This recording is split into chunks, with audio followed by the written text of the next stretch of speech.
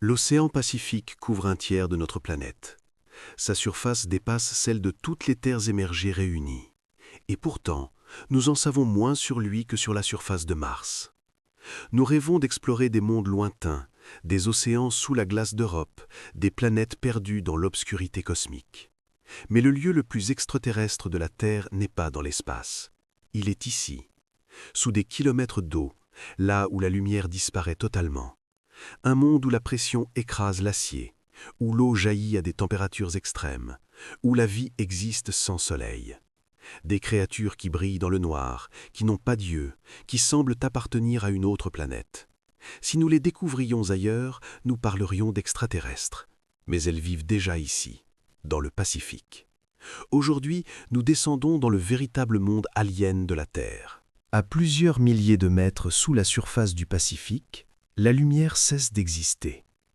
À cette profondeur, aucune lueur ne pénètre, pas d'aube, pas de crépuscule, seulement une obscurité permanente qui dure depuis des millions d'années.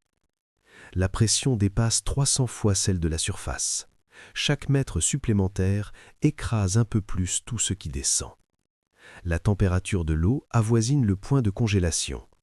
L'environnement semble incompatible avec la vie. Pendant longtemps, les scientifiques pensaient qu'aucun organisme complexe ne pouvait survivre là-dessous.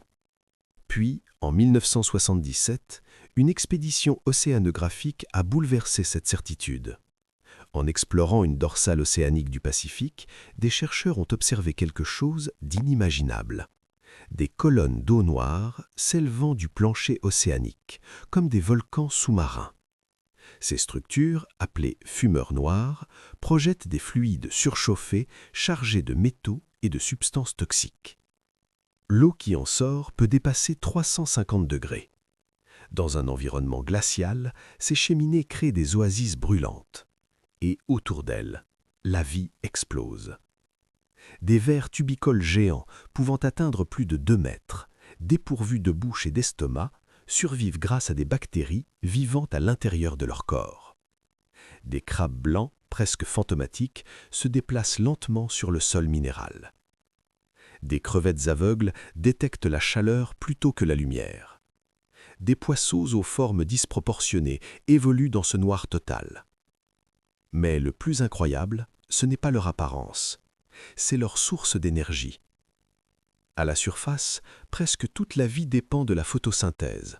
Les plantes captent la lumière du soleil et produisent l'énergie qui alimente les chaînes alimentaires. Ici, le soleil n'intervient jamais. À la place, des micro-organismes utilisent un processus appelé chimiosynthèse. Ils transforment les composés chimiques rejetés par les fumeurs noirs, comme le sulfure d'hydrogène, en énergie biologique. Cette énergie nourrit ensuite tout l'écosystème. Un système vivant complet, autonome, indépendant de la lumière. Un monde qui fonctionne selon des règles différentes. Et c'est précisément ce modèle qui fascine aujourd'hui les astrobiologistes. Car dans le système solaire, une lune attire particulièrement l'attention. Europe, satellite de Jupiter. Sous sa surface glacée se cacherait un océan global profond de dizaines de kilomètres. Un océan sombre, soumis à des pressions extrêmes, mais chauffé par l'activité interne de la Lune. Un océan qui pourrait posséder des sources hydrothermales similaires. Si c'est le cas, alors les conditions nécessaires à la vie pourraient y exister. Cela signifie que la forme de vie extraterrestre la plus probable ne ressemblerait ni à des humanoïdes, ni à des créatures intelligentes avancées. Elle ressemblerait peut-être aux organismes qui vivent déjà dans le Pacifique. Des formes de vie adaptées à l'obscurité, indifférentes au soleil, soutenues par la chimie des profondeurs.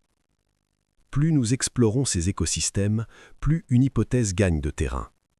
La vie pourrait émerger partout où l'énergie est à disposition, même sans lumière. Ce qui transforme radicalement notre manière de chercher des extraterrestres.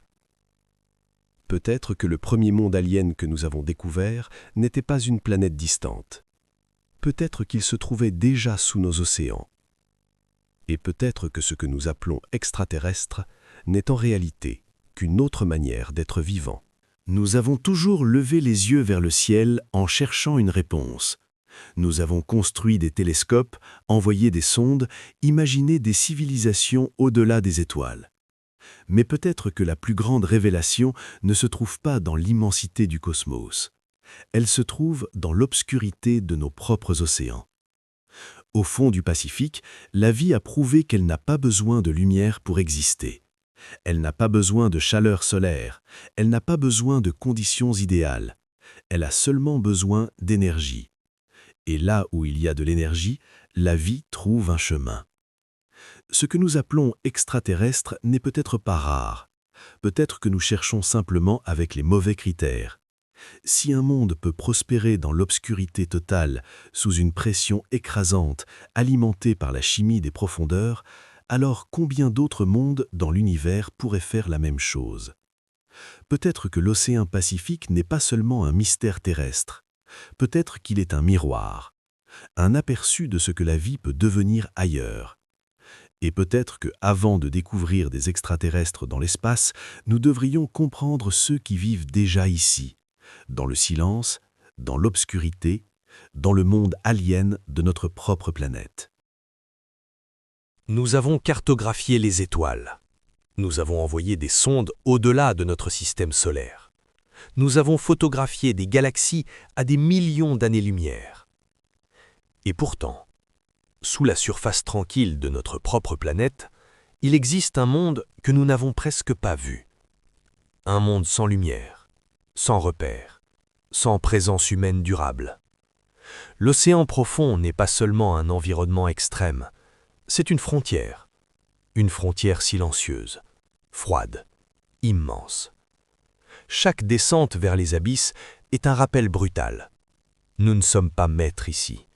Nous sommes visiteurs, fragiles, tolérés quelques heures dans un univers qui ne dépend pas de nous. La pression écrase l'acier. Le froid ralentit la vie. L'obscurité efface toute certitude. Et pourtant, la vie persiste, invisible depuis la surface, indifférente à nos frontières, indifférente à nos ambitions. Peut-être que le mystère de l'océan n'est pas seulement scientifique. Peut-être qu'il est existentiel. Il nous force à admettre que la planète que nous appelons la nôtre reste en grande partie inconnue. Il nous rappelle que le mot « explorer » est souvent une illusion. Plus nous avançons, plus l'obscurité recule. Mais elle ne disparaît jamais. Elle attend, patiente, immense. Et quelque part, à des milliers de mètres sous la surface, dans le silence absolu, l'océan continue d'exister, sans nous.